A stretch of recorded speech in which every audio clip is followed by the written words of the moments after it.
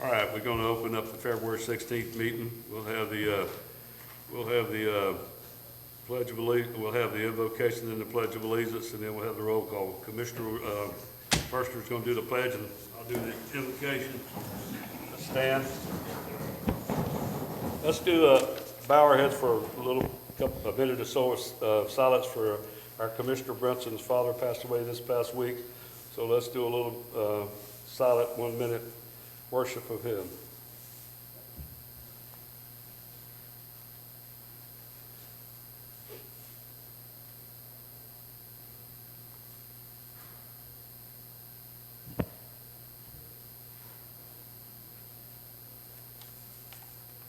All right. God of love and mercy, embrace all those whose hearts today overflow with grief, unanswered questions, and such a sense of loss. Grant them space to express their tears. Hold them close through the coming days. Amen. I pledge allegiance to the flag of the United States of America and to the republic for which it stands, one nation under God, indivisible, with liberty and justice for all. Roll call. Commissioner Brunson is absent. Commissioner Wilson? Here. Mayor Johnson? Here. Commissioner Firstner? Here. Commissioner Oliver? Here. All right, we're going to have first of all, let me read this notification, public comment announcement. City Hall is open to the public. However, attendance inside the Ocoee Commission chambers may be limited to accommodate social distancing and is subject to the governor's executive orders. An interested party may be heard during the public comments and public hearings portions of the meeting. In order to participate remotely, members of the public should call 407-554-7118 or email citizens@ocoee.org in advance and indicate the item you would like to address. At the appropriate time during the meeting, city staff will contact you via phone and patch you into the meetings where you can share your comments and or questions. Comments and questions received via email will become public records and provided to the city commissioners in advance of the meeting. All right.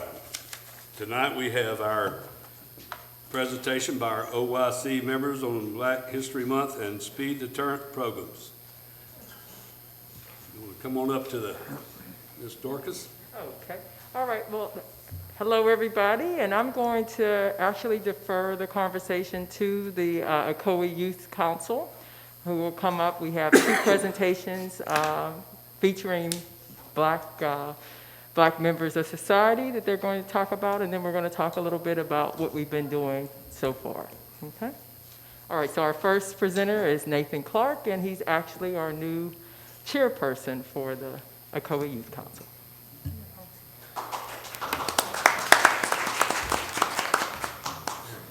Good afternoon. I am the chairperson of Ocoee Youth Council. My name is Nathan Clark.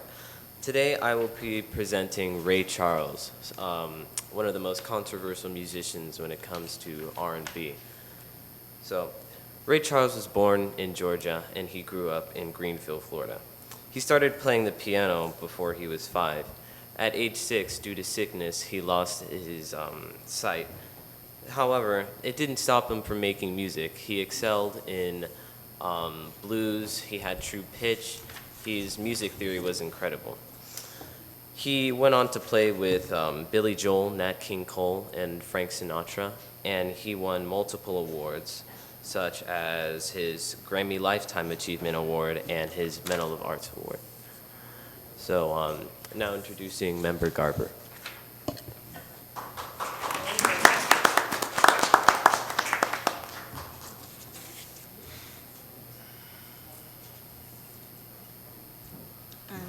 Good evening. My name is Michaela Garber, and I'm a member of the Ocoee Youth Council, and I'm going to be talking about James Johnson for Black History Month.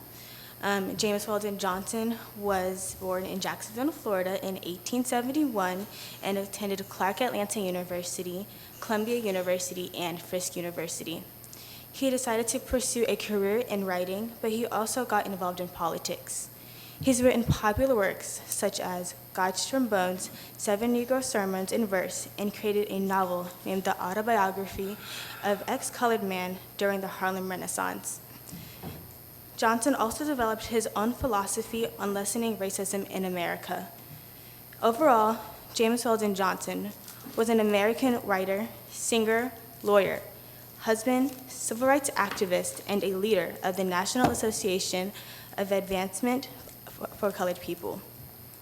James Johnson is one of the many great influential African American figures from Florida, and learning about other African American figures that paved the way will inspire those around us to make a difference. It's important to educate, share, and involve our community to pass the stories of incredible figures for the next generation. Thank you.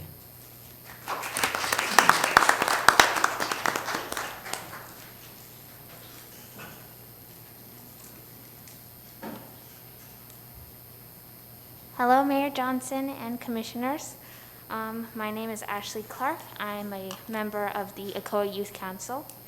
So firstly, we would like to tell you everything that has been going on in the meetings ever since our last meetup. Firstly, we have elected a new chairperson, as you know, Nathan Clark, and Vice Chair Andrea Sia. And we've been working on some important events, including our Facebook and Instagram handles. Both can be found by searching Ocoee Youth Council, and we are now registered for a series of Facebook workshops, so they'll cover organization and leadership within our youth council, and we hope the workshops will be starting soon. We also designed a new OIC logo, which you all will hopefully get to see in a little while, and several of our OIC members volunteered at the Ocoee Massacre event during the unveiling of a historical marker, and we in a food drive benefiting Ocoee residents. Commissioner Oliver also invited all of the OIC members on a field trip to the Orlando Historical Museum's exhibit titled, "Yesterday, This Was Home." The exhibit was very enlightening and very inspirational. It was good to know things about Ocoee that I never knew before, and it was really great. So thank you for that, Commissioner Oliver. And we will also be participating in the annual Youth Council Conference program, which will be held in Orlando. It's set for August 14th. Also, we are planning on doing a blood drive in April or May, so we're currently working with the Ocoee Police Department on times, and also planning on a virtual legislative action days set for April 7th through 8th. And finally, we have been working on the design of our speed deterrent signs. We also teamed up with the Ocoee Police Department again, who graciously purchased 50 of our signs. We have them here to show. Today, so as you can see.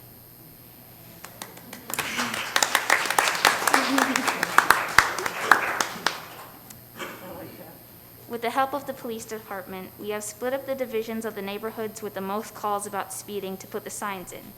These neighborhoods include Forest Brook, Weston Bay, Sleepy Harbor, and more. We'll be posting up the signs in these neighborhoods around Sunday, February 21st. Our next OIC meeting is scheduled for March 10th, 2021, so hope to see you all there. Thank you.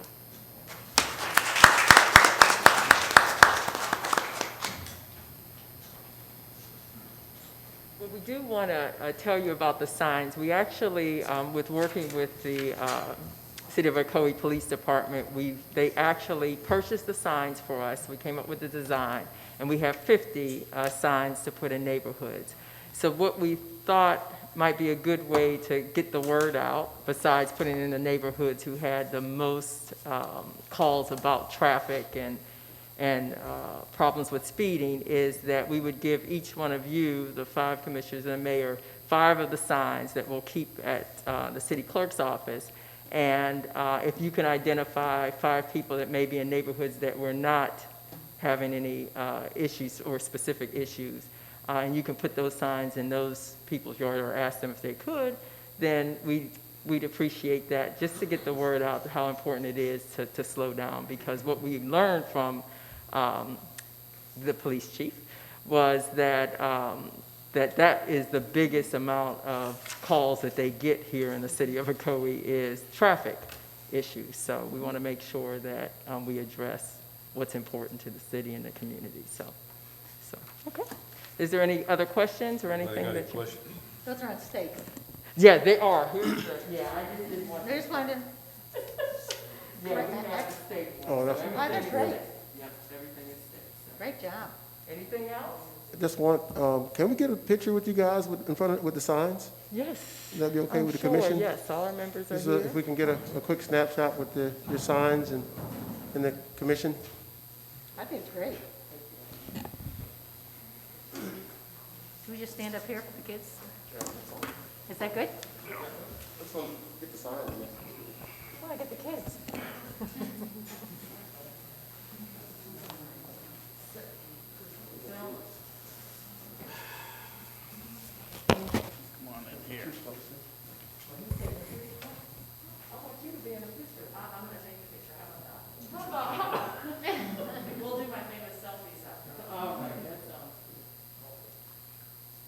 Yeah, thank you.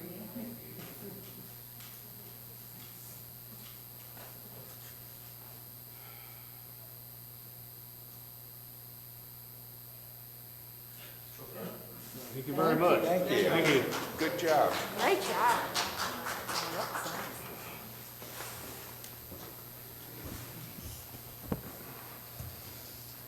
All right.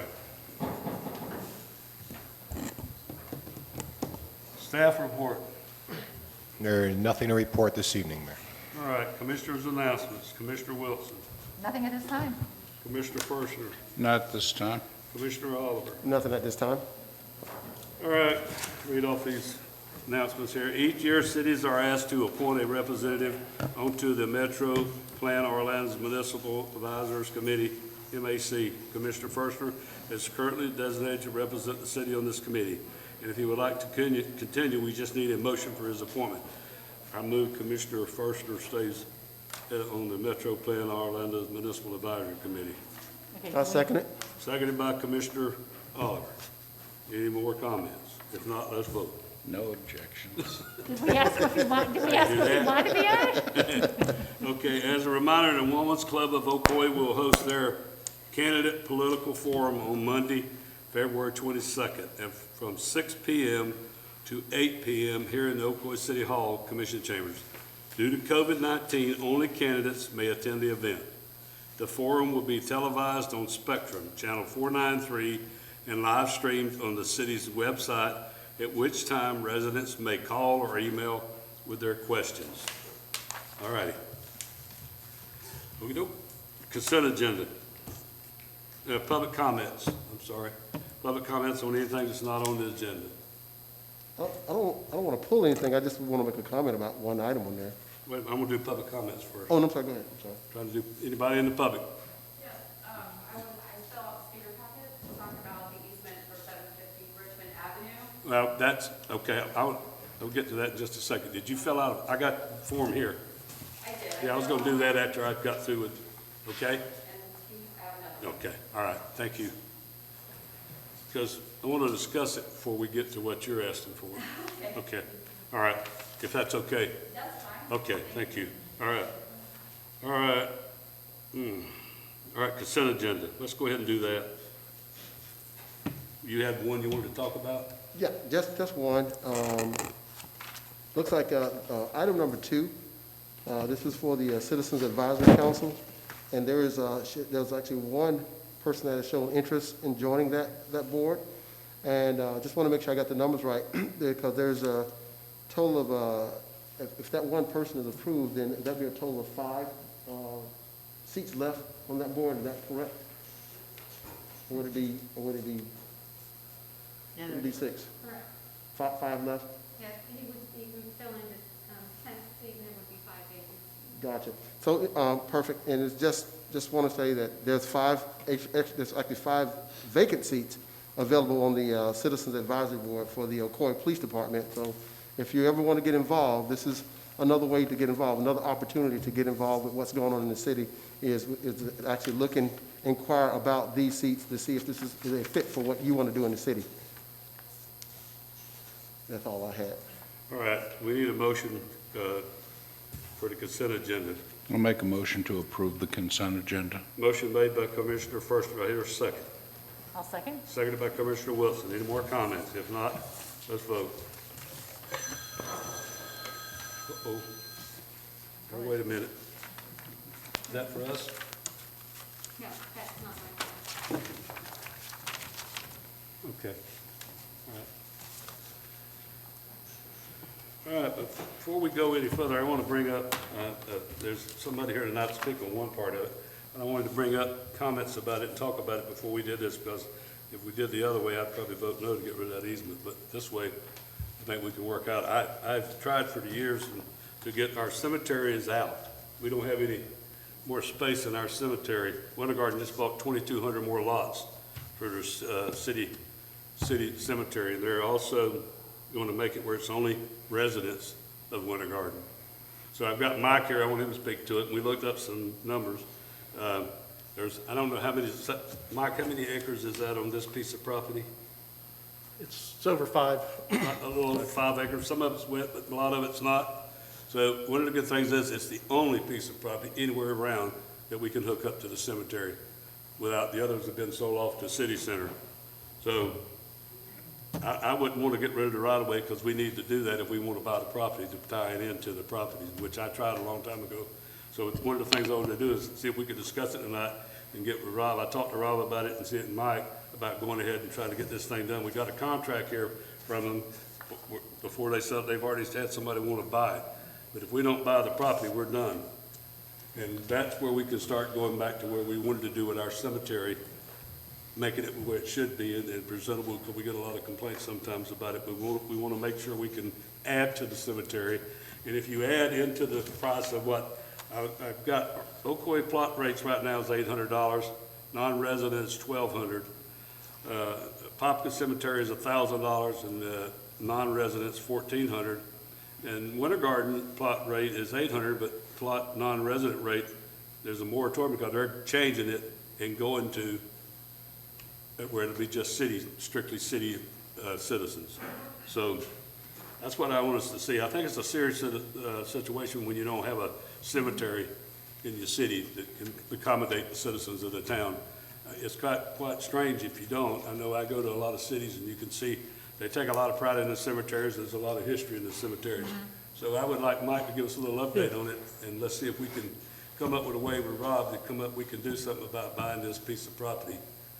It's the last chance. Mike, you got a pointer, you can point to that property up there? Yes. Yeah, so Mayor, a little backstory. Okay. The applicants, the property owners came to us back in 2019 stating they were having an issue selling the piece of property, and that piece of property is located right here where you can see my cursor.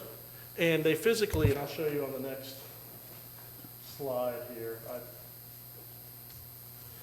have been accessing the property from Richmond Avenue, and the city cemetery fence is actually back about 40+ feet.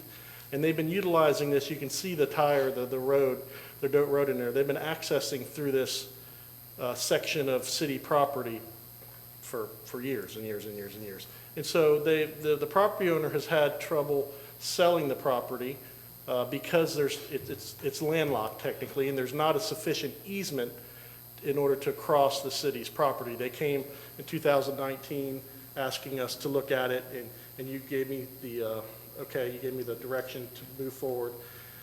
And in looking at the easement, what it means for the city, we made a determination, well, would they possibly what kind of offer would they give the city? You have that offer in front of you to the city.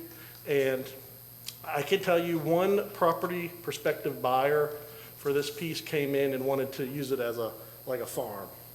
And that's the only sort of pre-app I had of all the potential purchasers they've had. And so when you look at the property, there's one more map I want to show you. There are some wetlands on it, and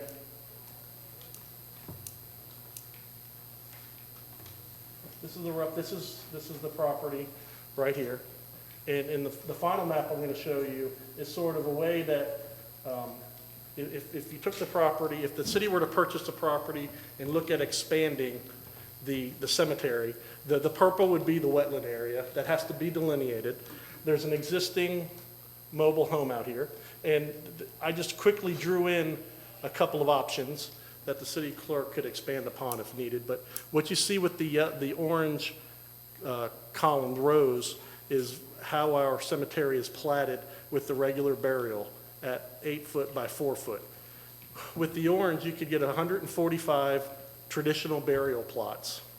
The blue is the top row is the more accurate size, but I kind of drew in 12. That is the size of the columbarium that we are presently putting in at the city's cemetery.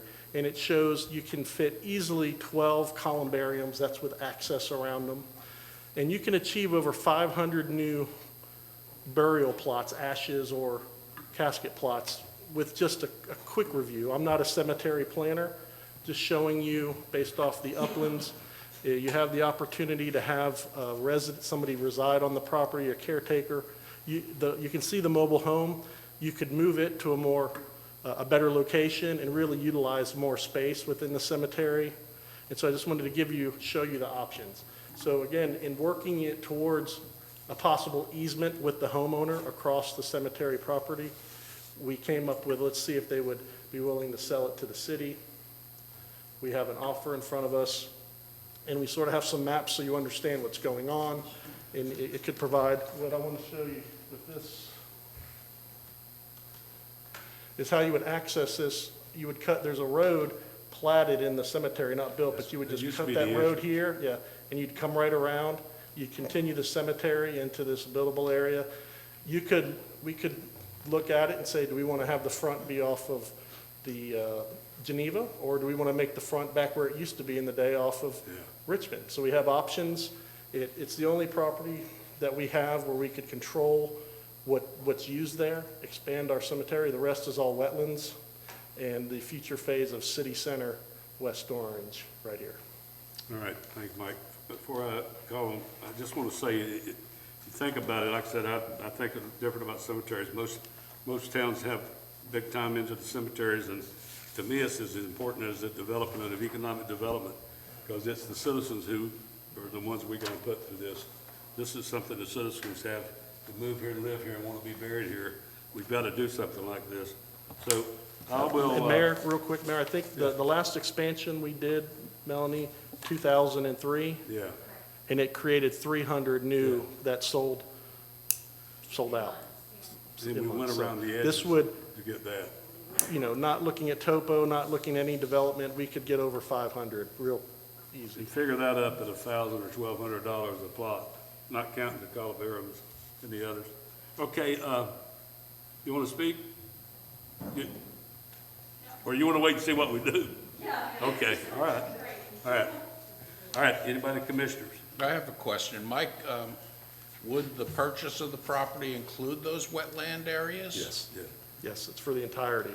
You can't build on it per se, but can you use it as a park type area, reflective? Yes, certainly within the wetland line, we would get delineated, and 20 feet from that wetland line is a buffer. We could use passive type of park atmosphere, remembrance, reflection area, but there are options. Okay. I can say what we've seen, now we have a high water table, but historically, the past several years, all of our sites that have wetlands, the wetland line has receded, the jurisdictional wetland line. We would have to get it flagged. Obviously, with that wet soil, you want to be careful. You want to keep about a 20, 25-foot buffer from it, and then utilize that space. And that buffer can be used as a more passive, but you can use boardwalks and stuff like that. And then right 25 feet away, you could have any type of structural elements to it. Is there a chance that that status of wetland could change in the future? Yeah, all wetlands change. You get it at the time of the development. You have a consultant do a jurisdictional line. St. John's reviews it and approves it and looks at it, and that's the official wetland line you use at that point. So there's an outside possibility that we could pick up more usable property there. Yes, anyone purchasing the land could have that under delineation. What's the cost for the property? Cost? The price is $425, and somebody had already offered them that, but they offered to let the city do it because the right of way, like I said, the right of way, I wouldn't vote to get rid of it because we're done. if we do that. That's why I've always wanted to buy that land, put that cemetery there. And another thing the clerk brought to my attention is the Parks and Recreation has funding to provide a new fence on that west line. They're getting prices.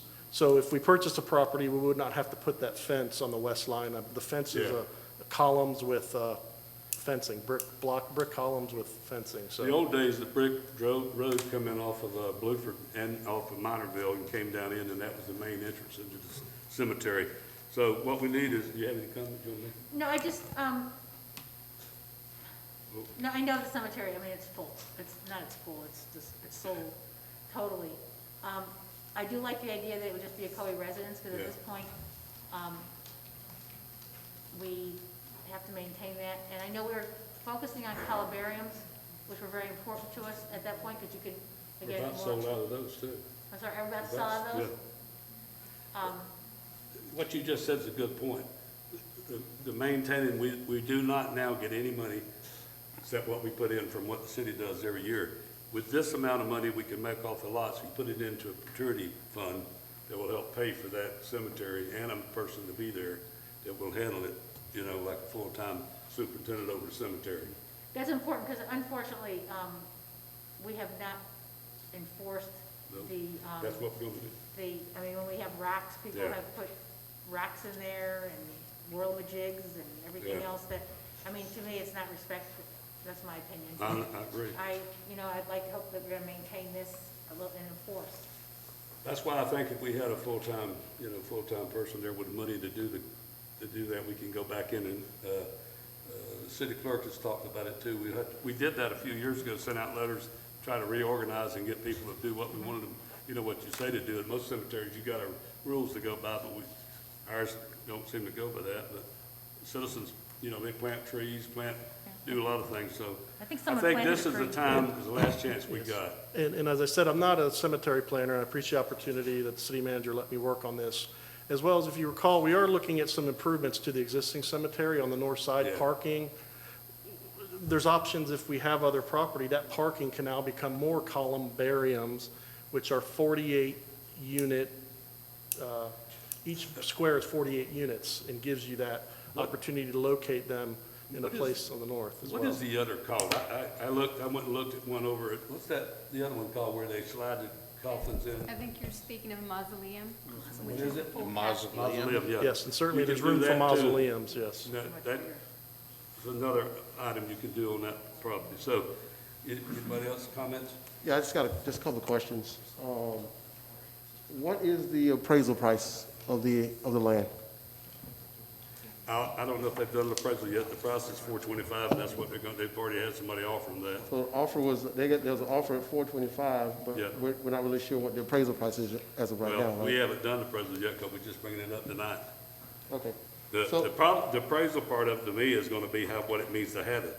We've bought other property around here that's, higher than what the appraisal is, I hate to say. Yeah, But that's the facts of life. Because I would hate when to, you get into doing the condemnation, which we don't have to do with this, we don't have to go through the lawyers and anything else to do it. We save that money. So what we need is a agreement here to do this. Rob, you got a way of doing this? Yeah, Mayor, if you all decided you want to do this, the first thing we would need to do, and Commissioner Oliver does bring up a point, we would have to get a survey. Yeah. We do have to have that. You don't have to abide by the results of the, I didn't mean survey, I meant appraisal, I'm sorry. You don't have to abide by the results. If it comes in less than what the offer is and you all decide that that's a valid offer, we can still proceed forward. So the way that you would fund this, what I would recommend is to do a budget amendment and take the $425,000 out of reserves, because you have a fairly healthy reserve at this point. It would require a budget amendment. We were planning on bringing one forward to you within the next month or two anyways. We have some stormwater improvements to do downtown. We were looking at a loan for it, and then we decided it would probably make more sense to loan ourselves the money out of reserves at a better interest rate also. So we do have to bring that forward. That would require 2 readings of the ordinance, the advertising for that. So there'd be no additional cost to go ahead and do the budget amendment and if you were going to fund this from the reserves, because we have to do one already. All right. So, I just have a couple more questions. When did this contract become available?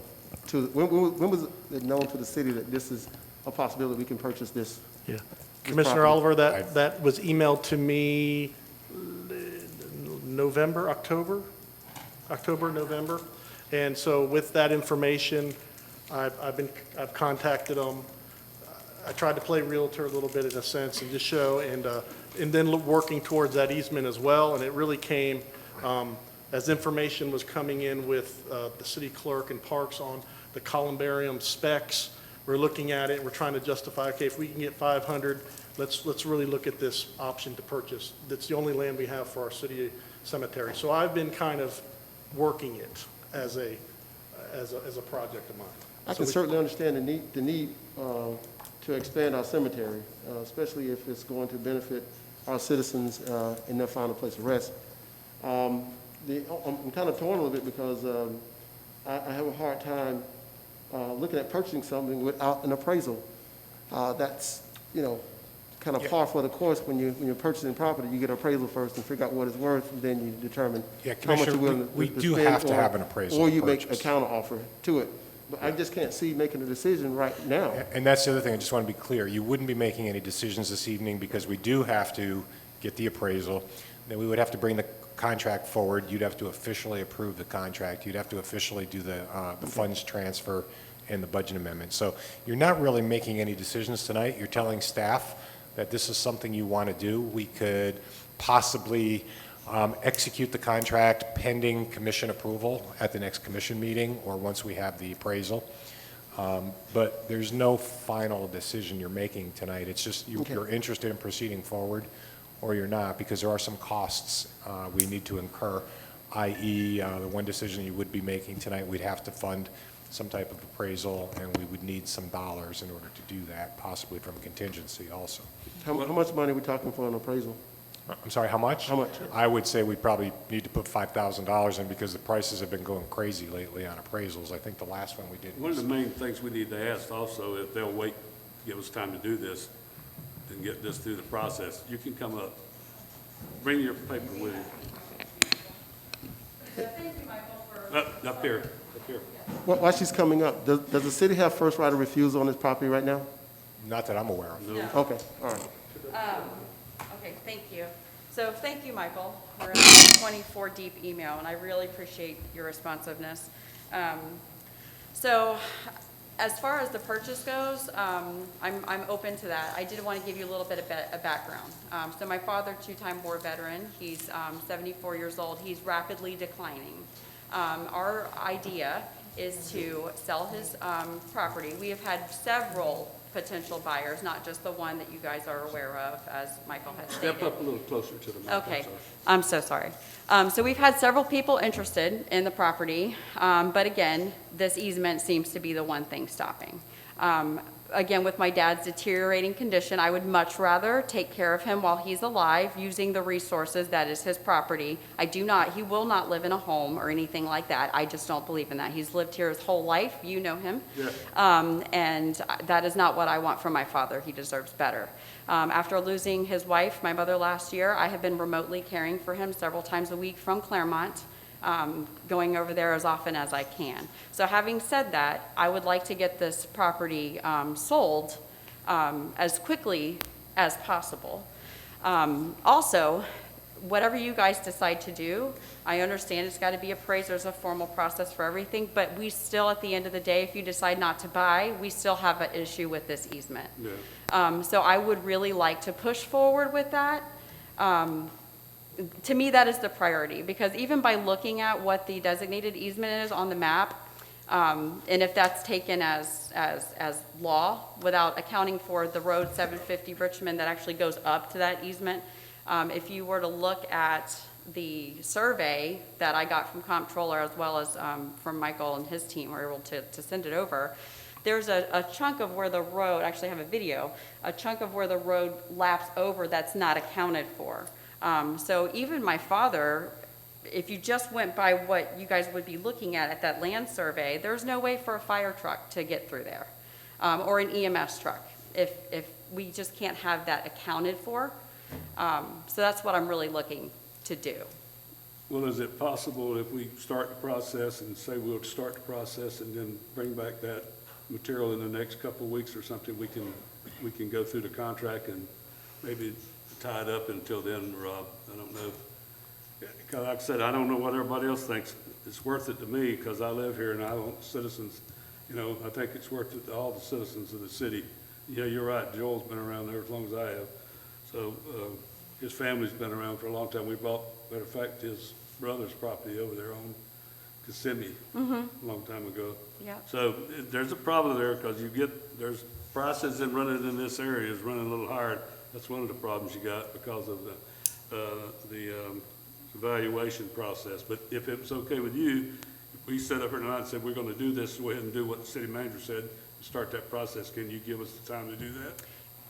How much time? Yeah, because Here's the again, thing, if it doesn't go and they don't vote to do it, then we'll need to decide then if we want to sign that right away. If we don't decide to buy it, I'll vote to do that, because it's not going to do us any good sitting there, so. So tomorrow I will get in touch with the appraisers that we use and get a timeline on when that appraisal can be provided to us. I'll keep them in the loop, and then if need be, at the next commission meeting, give an update, but I'm sure by the next commission meeting, well, I can't say sure. We will know when we will have that appraisal in hand by tomorrow, and I can keep everyone in the loop. What is the next date? The second, 2nd of March. is that the second? 2nd of March. So we should, if we can get the appraisal done, have these other people done an appraisal, do you think? I'm sorry, sir? The other people that was putting in the contract, did they come up with a contract with an appraisal on it? Nobody's done an appraisal Okay. yet, because every time a customer. Step over. Yeah. Sorry, thank you. Every time we had an offer come in, because the Right. property is currently zoned Yeah. agricultural, city center of West Orange is Yeah. going up. It's in a central location, it's by Yeah. all the highways. I can sell this parcel in a heartbeat, but I've gotta have that easement, because every Yeah. time somebody calls the city, they say, it's landlocked. It's invaluable property area too, because we tried to buy the Hawthorne property north of there. It was way out of whack. So I have plenty of offers, so if you just Okay. wanna give me the easement, So I what we got gotta this. have, we can say, yeah, we can get a consensus or a vote to say, yeah, we're gonna do this and start it, but we gotta get permission. If you're gonna let us do it, then we can get at it. I would like you to say, yeah, we'll do that, being I know Joel's lived here all his life, his family, I know them all. It'd be nice to have you say, yeah, we'll give you the first shot at doing this, because then if we don't, then we will vote on turning that right away over. We just like to be reasonably not delayed. Yeah, I know. It's gonna take a little while, anybody that does it anyway, so what do you think, Rob? Mayor, what it really hinges on is the appraisal, and like I said, it doesn't really matter what the appraisal comes out to. Once we have the appraisal, we can shift dollars Yeah. around if you all vote to go ahead with the contract once we have the appraisal. So sometimes we get them very quick, sometimes we're constantly calling them and trying to get them to get the appraisal done quicker. So it all just hinges on when we get the appraisal I would back. think we'll try to expedite it. Mike's been trying, I just found out about it the other day, that's why I asked to do this tonight.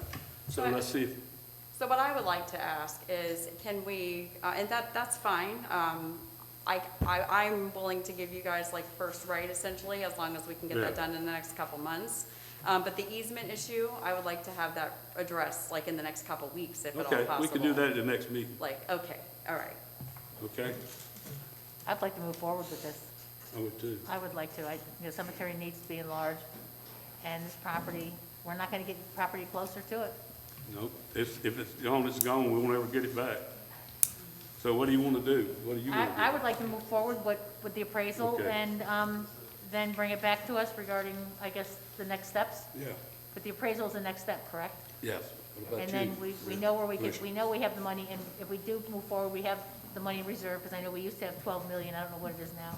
It's more than that. It's more than that, because Way every more than year, I that. know it changes. Hey, double. I won't talk about it. No. We have a healthy reserve fund. How about you? So, yeah. I agree. I think it's absolutely necessary that we pursue this, and I want you to move forward with I think it's reasonable. alacrity.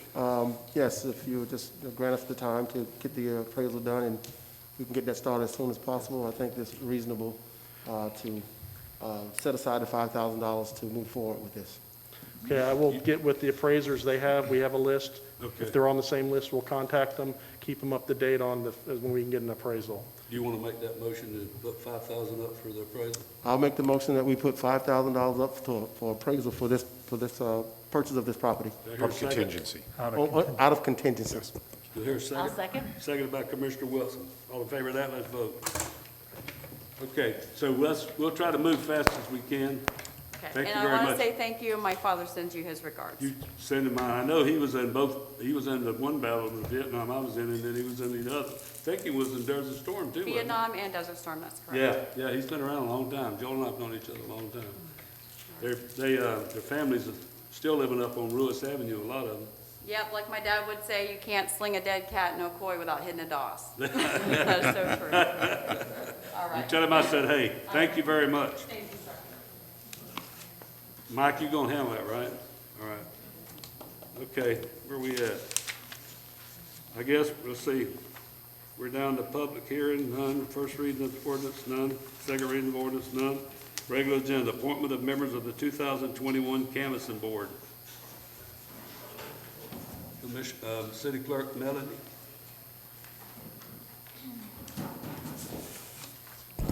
So for past practices, we would have the seats that were not up for this election. So that would be Commissioner Brinson, Mayor, yourself, and Commissioner Firstner, who would provide us names for the canvassing board.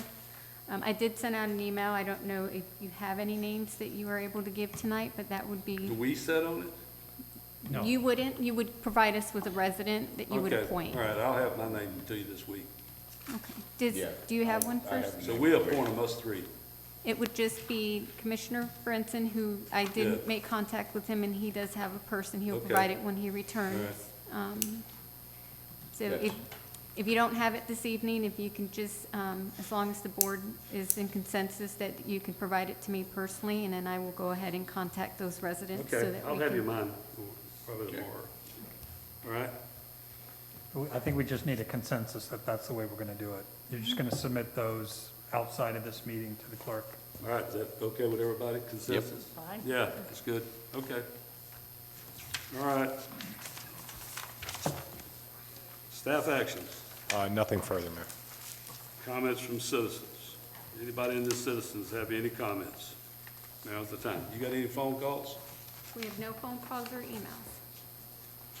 Okay, so we close that and come back to the comments from commissioners. Commissioner Oliver. All right, I have a couple items.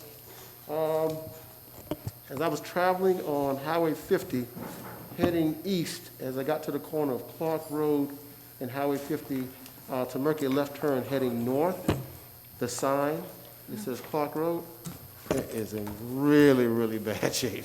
It's like it's about to fall apart. So we can just take a look at that. I just saw it like yesterday. The lighted sign.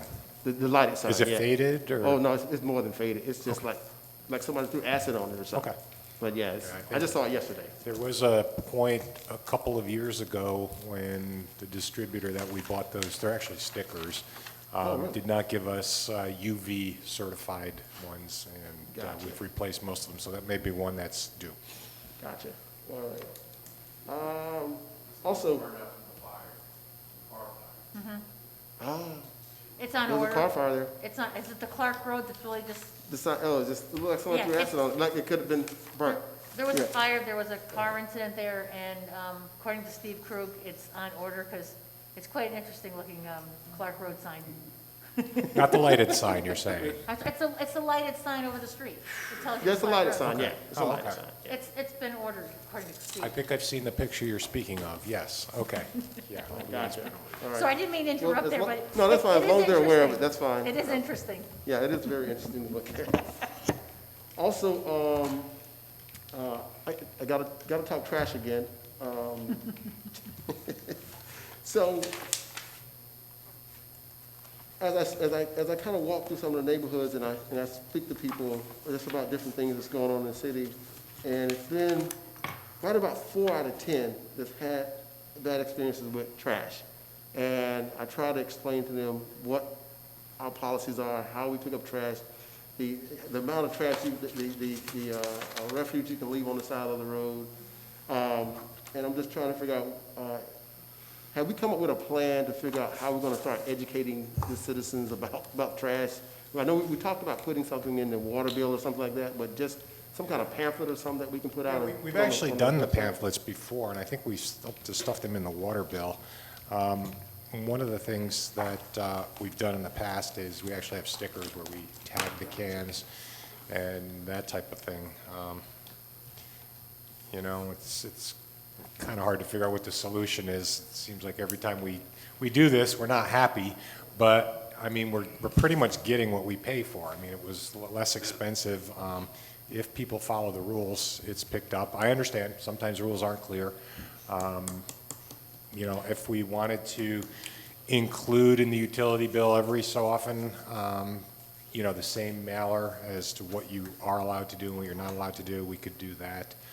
I think it's a learning curve too. It's been, what, just over a year now, I think?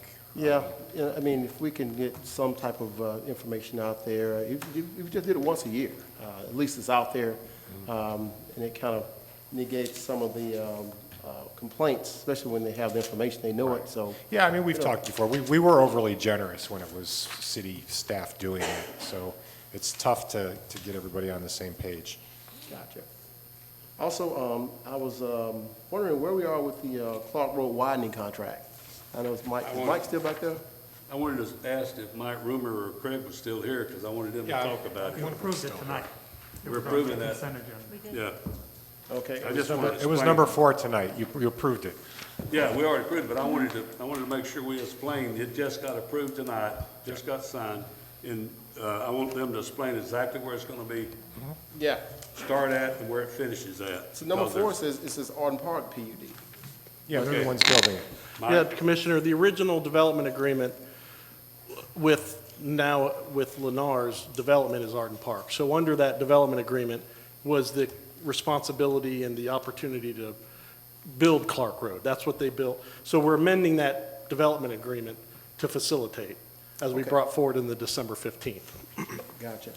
And so we have from 18 months from the recording of the document, they will design and do survey work for 3 months from Ocoee Road down to about the fire station, just north of A.D. Mims, where the 4-lane tapers back. Then we have 3 months of full engineering and permits with St. John's. And then we have the construction schedule and then the follow-up punch list. So we're looking at 18 months. Again, the Lennar, as the developer for Arden Park, who acquired the property over different acquisitions, just recently designed, engineered, and constructed the Clark Road extension from close to McCormick Road to Ocoee. And as we stated in our December 15th presentation, we felt this was the most expeditious vehicle to get Clark Road widened. We liked the work they did engineering-wise and construction-wise. So we facilitated it through an amendment to the Arden Park PUD development agreement. Gotcha. So the way we're actually going to construct it, since we own the right-of-way, we own the right-of-way on the road, it would not disturb current traffic flow, wouldn't make it worse. We'll be able to Very design minimal, it yeah. on the right-of-way Yes. until we open that side up. They will be mobilized on the west side where the 2 lanes are going the whole time. The only time there will be some minimal disruption is when you get to Hackney Prairie intersection and the turn lanes and the items there, but all the work is outside of those 2 lanes. Okay. So- So also, you mentioned Hackney Prairie, that intersection, Hackney Prairie, and then also there's the neighborhood of, I think it's Winchester, right there, just south of that.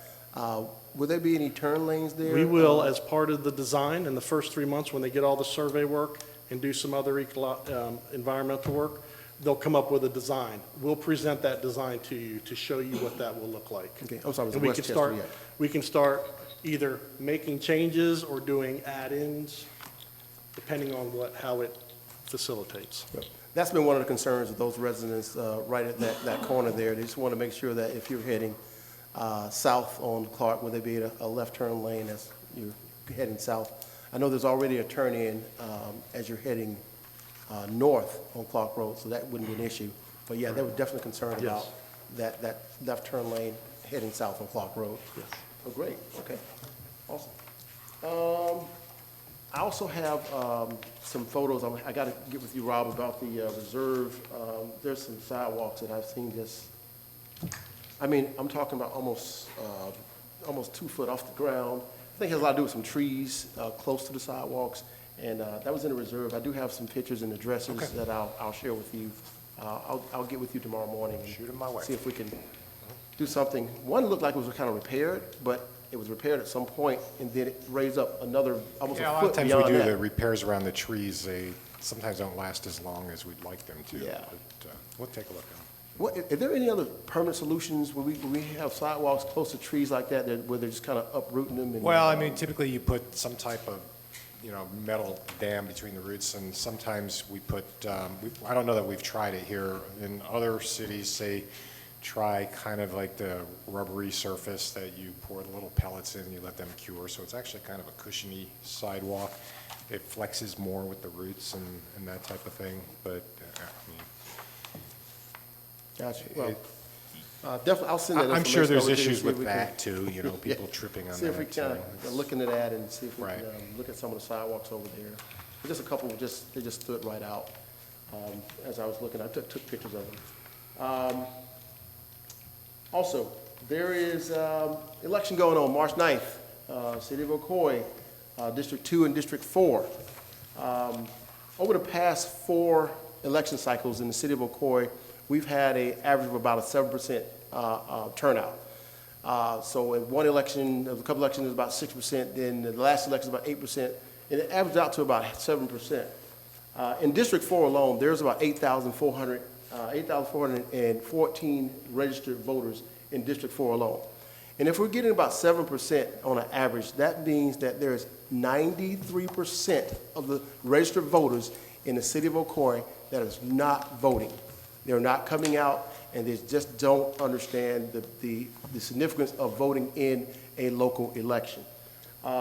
So with that, I actually did a little surveying, and I actually asked a couple people. I found the people that did not vote and asked them why they did not vote. And it was almost 50% of them stated that they didn't vote because they didn't think it was important to vote in a local election. So that was kind of my opening to let them know that it's important to vote in local elections, because my question was, that pothole in your road and those cracks in your streets and those trees is kind of hanging over the sidewalk, just kind of covering your street lights, are you going to be able to call the President of the United States to come and fix that for you? And the answer is no. So therefore, you're going to need someone on a local level to be able to take care of these things. And it's important that we actually get out and we vote in the city. This is how we get things done. This is how we get involved as citizens. We have a civic duty, a local civic duty. Now, most of us have actually done our civic duty on a national scale in the general elections, but now it's actually time to actually let the rubber meet the road in our local elections. So I'm going to encourage folks to get out and vote. Turn in that little green ballot that you might have gotten in the mail, or come out on March 9th and come out and vote. And you have elections in District 4, District 2, and District 4.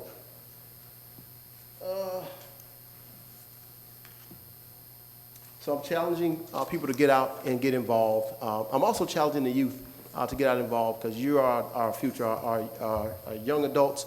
Get out and get involved. You're going to be the future of this city. So I think it'll be important that it's time for you to get engaged in our political cycles and our election cycles right now. Also,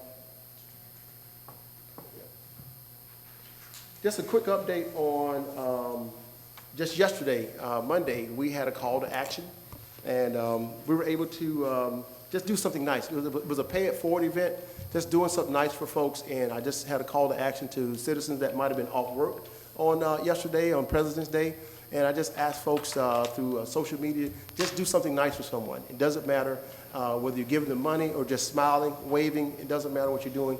Just do something nice for someone, and they may pay it forward to someone else. So it was a day of action to pay it forward, and we got a lot of response. We actually fed about 54 cars going through a drive-through yesterday, and they were very appreciative. And our message to them was just pay it forward. Do something nice for someone else. You don't have to do it today. You don't have to do it tomorrow. Just one day think about what someone did for you and do it for someone else. Your charity starts right here at home. It starts at home. So with that being said, I will leave you with this. I shall pass this way but once. I shall pass this way but once. Any good that I can do for any kind, I can show my, I shall pass this way but once. Any good that I can do or any kindness that I can show to a human being, let me do it now. Let me not defer nor neglect it, for I shall not pass this way but once. And that was by Stephen Grillet. He was a French-American Quaker missionary. That's all I have.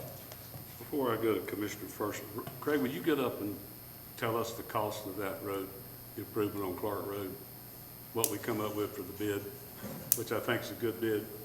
We didn't say anything about the amount. And I left my copy of the staff report back there, but it's roughly 4.63 million, which is significantly less than the estimate that we came up with as staff if it were a city-managed project. Thank you. Thank you. I meant to bring that up a while ago. Commissioner Firstner. COVID-19 vaccinations, they're becoming more and more available to the general public. I believe still the requirement is 65 years and older or at-risk populations, but Publix is offering free vaccinations. I saw that in my Publix down on McGuire when I was shopping the other day. And I checked, and they said that as far as they knew, all the Publixes were offering this. If you go to www.publix.com/COVID vaccine, it's an information page, and it ties into links on the national level and other available resources. You can make appointments, and you have to have an appointment to do that.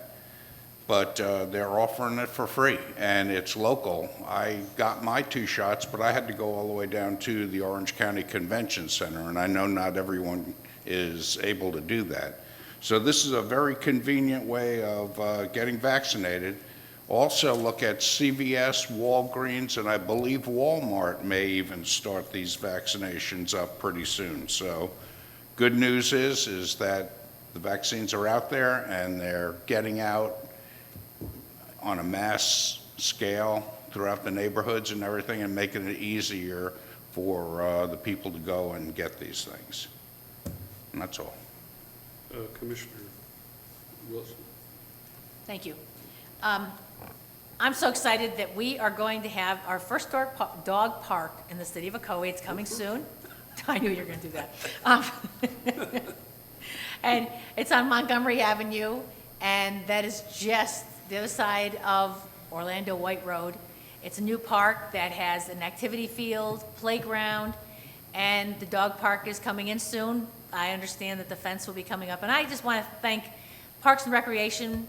They have done a great job, and I'm sure utilities, because there's water coming down to it, and to all the departments that had a hand in this, because it's been done mostly by city employees when they had, I hate to say free time, because they probably don't have much free time, but as time has been available. And so we're so excited. I'm excited in District 2. It's a community park that is a park that was really meant for folks in the neighborhood to walk through. And it's nice to go over there, and I've been in there a few times when people just bringing their dogs in through the park. And you say we're gonna have a dog park soon, and that's kind of exciting because we've never had one here before. So watch for the opening of that, and that's real exciting. And again, thanks to all the departments who are making this possible, because this is a real, should I say, great time for Ocoee, because we've had to go to dog parks in other communities where now you can stay right here in Ocoee. So thank you. That's it. Does that mean the district commissioner has to clean the? No, I heard no, I heard that's they do that themselves. I hope they bring their own bags, because I've done that for years. I'm not doing it anymore. Just kidding. All right, before I close up here, just a reminder, the Women's Club of Ocoee will host their candidate political forum on Monday, February 22nd from 6 p.m. to 8 p.m. here in Ocoee City Hall, Commission Chambers. Due to COVID-19, only candidates may attend the event. So there will be a call-in system. The forum will be televised on Spectrum 493 and live streamed on the city's website, at which time residents may call or email with their questions. Is that the number that we use here going to be the number they call in on? Where's the number? Correct. There's going to be multiple numbers. One will be the one here, and I believe that they're also going to have a cell phone number that they're going to provide. When do we publicize that? We will publicize it on the TV during the live Okay, stream, all right. and as well, I believe there's already the number on the website, on the calendar section, when you go to the February 22nd Okay. date. All right. So I noticed, if anybody noticed, they're starting to work on Oakland Avenue with the sewer line. I think I was talking to Steve Krug about it earlier. So they're starting with the construction on Oakland. So all the citizens, we need to be careful because it's going to be a little slower going through there because of the construction happening. So we need to watch out for that. And that's just, the other thing, we're getting phone calls already. I got some today about the houses we're tearing down up here off of Cumberland and Franklin, but I informed them that it was because of the park and the water thing we were doing with the retention. So we wasn't just tearing them down to get rid of them. There's going to be a park and water retention place there. So that was some of the questions they were asking about what we were doing. And I want to say that our staff has done a great job keeping up with our, with their company doing the landscaping on Highway 50 and all that. It looks great, so I appreciate that. And the trash thing is another thing. We've told people, I will say that I call them quite often about some of the ones, but I go by through every day. I ride through all of Ocoee, and the problem we got is people do not adhere to what our rules are. So, and I talk to them and tell them, you have got to do what the notification says, because they'll put complete trees out in front. They want it all picked up at the first time. So they're going to take 4 yards at a time. Now, sometimes they don't do that, but we have got, and that Commissioner Oliver said, we've got to put a notification out. I would say every 6 months we re-notify them with some kind of little notice in the garbage thing where they'll know and keep aware of what we have to do with our garbage collection.